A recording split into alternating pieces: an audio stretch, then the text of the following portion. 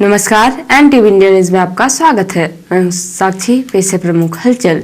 23 दिसंबर को सुशासन सप्ताह के अंतर्गत कलेक्टर साकेत मालवीय द्वारा क्षेत्र का लगातार भ्रमण करते हुए शासकीय संस्थाओं का निरीक्षण किया जा रहा है। इसी क्रम में कलेक्टर श्री मालवीय द्वारा धान उपार्जन केंद्र माटा का आकस्मिक निरीक्षण किया गया।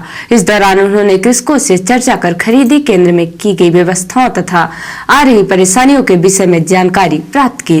कलेक्टर ने कृषकों से कहा कि यदि किसी भी प्रकार की समस्या आती है तो तत्काल संबंधित उपखंड अधिकारी या तहसीलदार से संपर्क करें। कलेक्टर ने यह स्पष्ट किया है कि धान खरीदी में किसी भी प्रकार की अनियमितता स्वीकार नहीं की जाएगी। खरीदी के दौरान अनियमितता पाए जाने पर संबंधित व्यक्तियों के विरुद्ध कड़ी वैधानिक कार्यवाही की जाएगी। इस दौरान सीईओ जिला पंचायत राहुल धोटे, उपखंड अधिकारी गोपत बनास तथा प्रभारी जिला आपूर्ति अधिकारी नीलेश शर्मा सहित संबंधित विभागीय अधिकारी उपस्थित रहे। कलेक्टर श्री खान ने सभी खरीदी केंद्र प्रभारियों को निर्देशित किया है कि कृषकों को खरीदी केंद्र में किसी भी प्रकार की समस्या नहीं हो, यह सुनिश्चित करें। सभी कृषकों की खरीदी का कार्य क्रमबद्ध तरीके से किया जाए। आवश्यकता पड़ने पर तौल कांटों की संख्या बढ़ाएं जिससे किसानों को अनावश्यक विलंब नहीं हो। उन्होंने कहा कि गुणवत्तापूर्ण धान की ही खरीदी की जाए। उपार्जन केंद्रों से धान का उठाव निरंतर जारी रखा जाए तथा यह सुनिश्चित करे कि किसानों की धान बारिश के कारण खराब नहीं हो पाए। कलेक्टर ने सभी संबंधित विभागीय अधिकारियों को निर्देशित किया है कि जिले के सभी उपार्जन केंद्रों का सतत रूप से निरीक्षण किया जाए। पंजीकृत कृषकों से सहजता से धान की खरीदी सुनिश्चित की जाए। उन्होंने निर्देशित किया है कि जिले में प्रदेश के बाहर से आने वाली धान का उपार्जन करने तथा कुछ व्यक्तियों द्वारा अन्य व्यक्तियों व्यापारियों के धान को बेचने की शिकायतों पर त्वरित कार्यवाही की जाए। कलेक्टर ने कृषकों से उक्त के संबंध में जानकारी साझा करने की अपील की है जिससे अनैतिक तरीके से धान का विक्रय करने वालों के विरुद्ध कार्यवाही की जा सकेगी। उन्होंने कहा कि जानकारी देने वाले का नाम गोपनीय रखा जाएगा। सीधी जिला मुख्य चिकित्सा स्वास्थ्य अधिकारी कार्यालय के सामने विगत कई दिनों से संविदा स्वास्थ्य कर्मचारी संघ जिला सीधी द्वारा अपनी 2 सूत्री मांगों को लेकर अनिश्चितकालीन हड़ताल की जा रही है। हड़ताल पर बैठे संविदा स्वास्थ्य कर्मचारी संघ की मांग है कि नियमितीकरण जब तक नियमित न हो तब तक 5 जून 2018 की नीति लागू की जाए और आउटसोर्स कर्मचारी की NHM में वापसी की जाए। हड़ताल पर बैठे संविदा स्वास्थ्य कर्मचारियों ने इस दौरान जमकर नारेबाजी की। हम सब संविदा स्वास्थ्य कर्मचारी संघ, संविदा स्वास्थ्य कर्मचारी संघ, संविदा स्वास्थ्य कर्मचारी संघ, अभी करो, अर्जेंट करो, अभी करो, अर्जेंट करो। आवाज उठी है चंबल से, आवाज उठी है कंबल से, आवाज उठी है चंबल से। हड़ताल पर बैठे संविदा स्वास्थ्य कर्मचारी संघ को 23 दिसंबर को कांग्रेस पार्टी का भी समर्थन मिल गया और जिला कांग्रेस कमेटी चिकित्सा प्रकोष्ठ के अध्यक्ष सौरभ सिंह ने हड़ताल कर रहे कर्मचारियों के बीच में पहुंचकर उन्हें कांग्रेस पार्टी के पूर्व सीएम कमलनाथ के द्वारा संविदा स्वास्थ्य कर्मचारियों के पक्ष में किए गए ट्वीट की जानकारी दी और कहा कि कांग्रेस पार्टी आपके इन मांगों के साथ खड़ी है और यदि हमारी सरकार बनती है तो हम आप सबको नियमित करेंगे। इस दौरान संविदा स्वास्थ्य कर्मचारी संघ ने अपनी मांगों का पत्र कांग्रेस पार्टी के चिकित्सा प्रकोष्ठ के अध्यक्ष सौरभ सिंह को सौंपा। संविदा स्वास्थ्य कर्मचारी संघ की मांगों का ज्ञापन लेने के बाद सौरभ सिंह ने NTV इंडिया न्यूज को कांग्रेस पार्टी द्वारा संविदा स्वास्थ्य कर्मचारी संघ को दिए गए समर्थन के संबंध में जानकारी दी।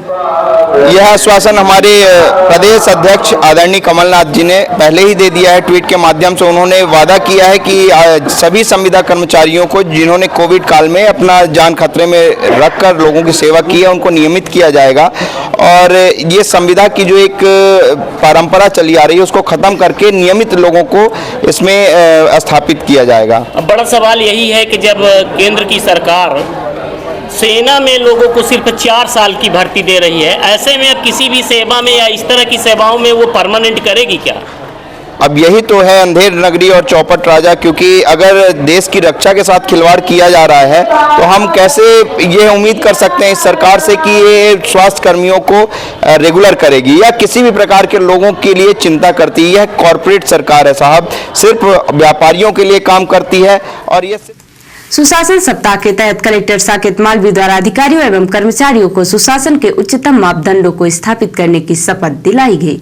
इस अवसर पर अपर collector B K. Pandey, SDM Gopad Banas Nilesh Sharma, deputy collector Shreyas Gokhale सहित उपस्थित अधिकारियों कर्मचारियों ने सुशासन दिवस की शपथ ली। इसी प्रकार जिले के अन्य कार्यालयों में भी कार्यालय प्रमुखों द्वारा अधिकारियों एवं कर्मचारियों को सुशासन के उच्चतम मापदंडों को स्थापित करने की शपथ दिलाई गई।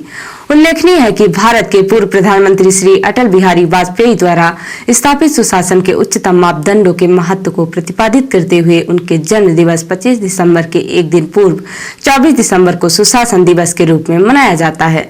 24 दिसंबर 2022 को शासकीय अवकाश होने के कारण 23 दिसंबर को सुशासन दिवस के रूप में मनाया गया। एक जमाना था जब हिंदुस्तान में शास्त्रीय संगीत की तूती बोलती थी, लेकिन जैसे जैसे समय गुजरता गया देश में अनेक तरह के पाश्चात्य संगीत और देसी संगीत हावी होते गए। बावजूद इसके सीधी जिले में मणिका संगीत शिक्षण संस्थान द्वारा विलुप्त हो रहे हिंदुस्तानी शास्त्रीय संगीत को जिंदा रखने के लिए पूरी कोशिश की जा रही है और इसके लिए बाकायदा सीधी शहर के नौड़िया में मणिका संगीत शिक्षण संस्थान खोलकर छोटे छोटे बच्चों को हिंदुस्तानी शास्त्रीय संगीत और वाद्य यंत्रों की शिक्षा दी जा रही है।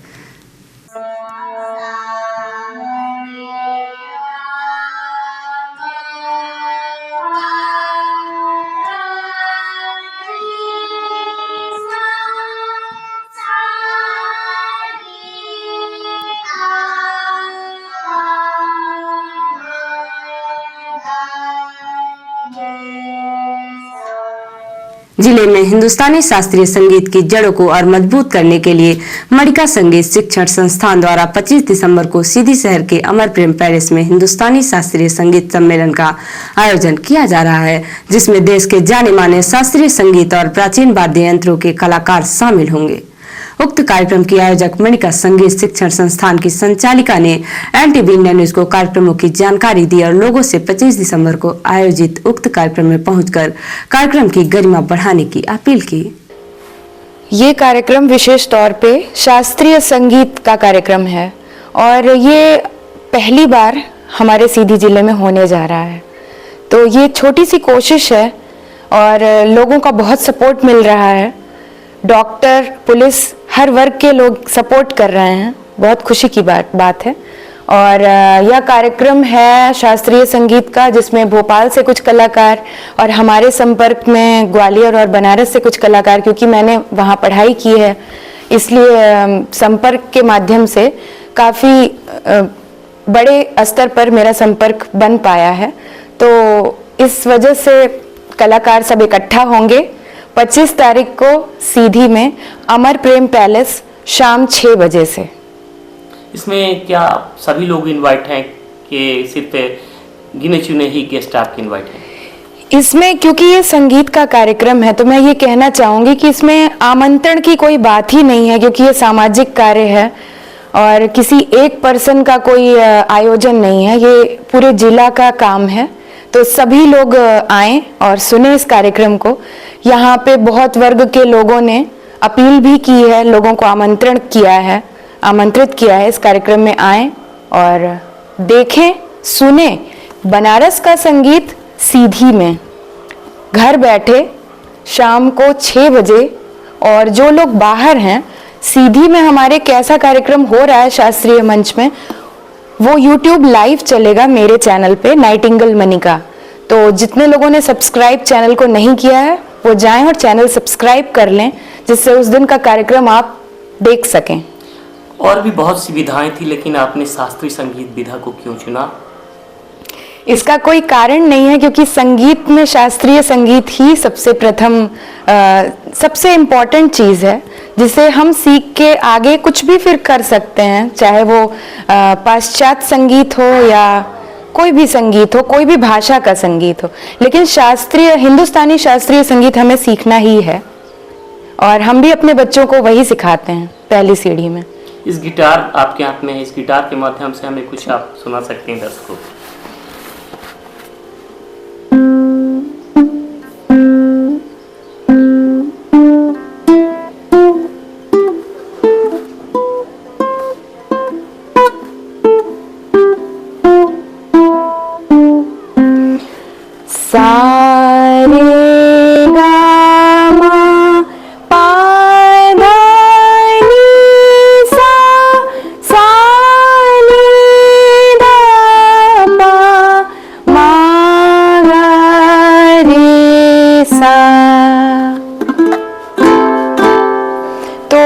सात सुर हैं, चाहे वो वेस्टर्न गिटार की बात करें या संतूर की बात करें या किसी भी इंस्ट्रूमेंट की बात करें, ये सातों सुर हमारे उस संगीत में आता है।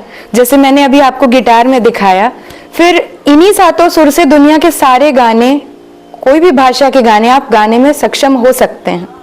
हिंदुस्तानी शास्त्रीय संगीत के महत्व को देखते हुए जिले की एडिशनल एसपी सुश्री अंजुलता पटले, वरिष्ठ डॉक्टर और बीजेपी नेता डॉक्टर राजेश मिश्रा, डॉक्टर अनूप मिश्रा ने भी 25 दिसंबर को अमर प्रेम पैलेस में आयोजित हिंदुस्तान शास्त्रीय संगीत सम्मेलन में लोगों से शामिल होने की अपील की है।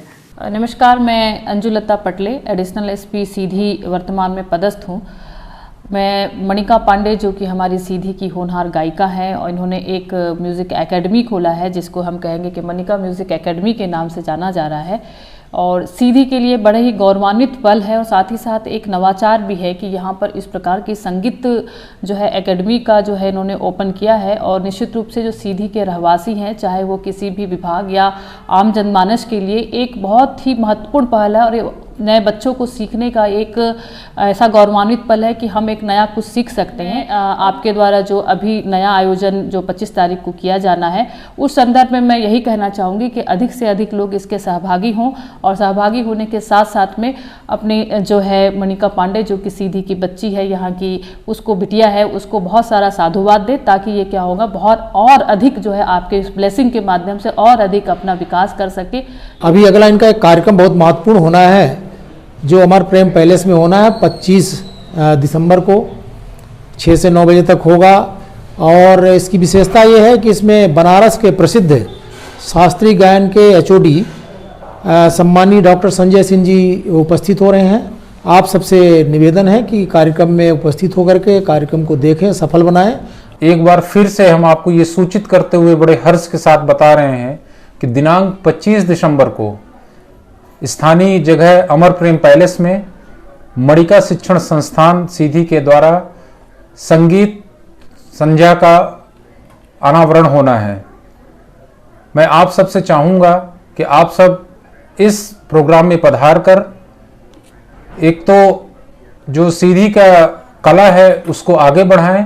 दूसरा, मैं आपको ये बताते हुए खुशी जाहिर कर रहा हूँ कि ये मणिका शिक्षण संस्थान जो है, तो यही हमारी सीधी की बच्ची है जिसने बनारस में रह के संगीत के विषय में पदार्थ हासिल की और इसी से प्रभावित होके जो बीएचयू के गायन विभाग के जो एचओडी हैं संजय सिंह जी, वो भी उस दिन पधार रहे हैं। तो अगर जो हम लोग का एक ये कहना है कि अतिथि देवो भव, तो अगर हम सब उस दिन शाम को 6 बजे से पधार कर उस संगीत को सुने और जो कलाकार आ रहे हैं उनका मनोबल बढ़ाने के लिए अगर इकट्ठा होते हैं, तो निश्चित है जो हमारी सीधी की बिटिया मणिका है उसको भविष्य में वो सीधी भर में नहीं देश में कई जगहों में अच्छा नाम कर सकती है। हम सभी क्लासिकल म्यूजिक सीख रहे हैं और सीधी में पहली बार ये क्लासिकल म्यूजिक का कार्यक्रम होने जा रहा है, तो 25 तारीख को हम जा रहे हैं, आप भी आइए। रिपोर्टर हिमानी रौतेला ने बताया कि नैनीताल में आज 24 दिसंबर को होने जा रहे छात्र चुनाव के लिए शुक्रवार को छात्रों की आम सभा हुई। आम सभा में मौके पर सभी छात्र प्रत्याशियों ने लुभावने वादों से छात्र छात्राओं को अपनी ओर मतदान करने को कहा। आम सभा में सबसे पहले छात्र संघ अध्यक्ष मोहित पंत शुभम विष्ट व शुभम कुमार ने कहा कि अगर वह चुनाव जीते तो छात्र छात्रों की समस्याओं का निराकरण करेंगे। उन्होंने कहा कि परिषद की अनेक समस्याएं हैं जिनका वह चुनाव जीतने के बाद निराकरण करेंगे। इस दौरान प्रत्याशियों ने एक दूसरे पर आरोप प्रत्यारोप भी लगाए। सचिव पद के प्रत्याशी प्रिंस गढ़िया व राहुल नेगी ने भी छात्र छात्राओं की समस्याओं को निपटाने का आश्वासन दिया। छात्रा उपाध्यक्ष कंचन भट्ट, छात्र उपाध्यक्ष निशांत कुमार वाल्मीकि ने भी सभी छात्र छात्राओं का आभार व्यक्त किया। उन्होंने कहा कि वह हमेशा परिसर में रहकर छात्र छात्राओं की जो भी समस्या होगी उसका हल करेंगे। संयुक्त सचिव पद के प्रत्याशी देवराज सिंह, गौरव जोशी व कुणाल कुमार आर्या ने भी सभी छात्र छात्राओं से वोट मांगे। और अब पेश है प्रादेशिक हलचल। आतंकवादी की सीएम शिवराज को धमकी, वीडियो जारी किया। जबलपुर में खालिस्तान समर्थक की गिरफ्तारी से नाराज, बोला जूता फेंकने वाले को $25,000 इनाम। कोरोना को लेकर अलर्ट जारी, लेकिन मध्य प्रदेश में कोविड पॉजिटिविटी दर गुरुवार को शून्य हुई। शिवपुरी में हफ्ता वसूली से परेशान दुकानदार ने लगाई फांसी। परिजनों ने थाने पर सब रखकर दोषियों पर की कार्यवाही की मांग। और मंदसौर के हाईवे पर कांग्रेस ने निकाली श्रद्धांजलि यात्रा। 4 लेन हाईवे को श्रद्धांजलि लेकर एसडीएम को सौंपा ज्ञापन। और अब पेश है राष्ट्रीय हलचल। सेना का ट्रक खाई में गिरा, 16 जवानों की मौत। नॉर्थ सिक्किम में हुआ हादसा, 4 घायल जवान एयरलिफ्ट किए गए। कोरोना के डर से भारतीय शेयर बाजार में बिकवाली हावी, सरकारी बैंकों के शेयर सबसे ज्यादा गिरे। दुनिया की पहली नेजल कोरोना वैक्सीन को मंजूरी, भारत बायोटेक ने बनाई, बूस्टर डोज के तौर पर लगेगी। और संसद में सरकार बोली राम सेतु के पुख्ता सबूत नहीं। सैटेलाइट इमेज में आइलैंड चूना पत्थर दिखे पर कह नहीं सकते कि यही पुल के अवशेष। तो ये थी आज की प्रमुख हलचल। नमस्कार।